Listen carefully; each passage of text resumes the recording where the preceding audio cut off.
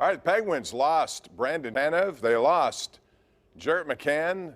You know, they had a draft. They didn't have a #1 pick. That's Rutherford's style of doing business, not necessarily Ron Hextall. So, Andrew, Hextall's a different breed here. He's more of a sit back and wait. He's not one of those guys like Rutherford.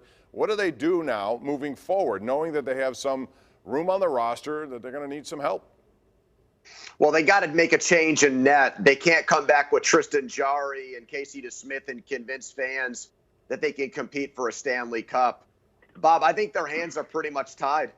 You heard Hextall say that they needed to get rid of those 2 players you mentioned just to get cap compliant, to do everything they want to do this offseason, bring in a goalie and get bigger and tougher. They don't have the money to do that, and I don't think Hextall's going to make a huge trade where he gets rid of like a Jake Gensel or frees up money to make all kinds of moves. So I see them bringing in like a $2 or $3 million goalie and trying to shed Casey DeSmith's salary. I mean, look what the Flyers did. They gave away, and I know that the Goss-Spare contract it was more bloated than maybe the Jared McCann or the Tanev contract, but they gave away 3 draft picks to get rid of a contract. Right now, that's the biggest amount of capital, better than being a good player, better than being young, better than whatever attribute you want to attach, superlative you want to attach to a player. It's his contract and getting rid of money and having his cap space.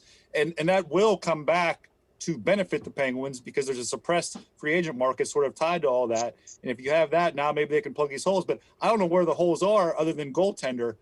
They're not being attached to any top 6 forward right now. The defense core is pretty filled out. So it probably means they're freeing up money to make the splash move at goalie. At least that's what it might tell me.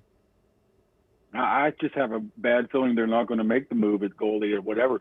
I think they're going to push the narrative that Jarry was hurt last year late, and that really wasn't him playing at his capability right there, probably partly because they're not going to have the cash to bring in a legit guy that can push him. So I think they're just going to go move forward with the Jarry, and they're going to have to deal with that again and fill some other holes with some of the money they can create. But we've seen it in the playoffs every single year, and we tend to forget about it until the playoffs come here. Unless you have one of those goalies, you're not going to win the title, and that's just the bottom line. And the Penguins don't have that goalie right now, and they don't have the money to go get one.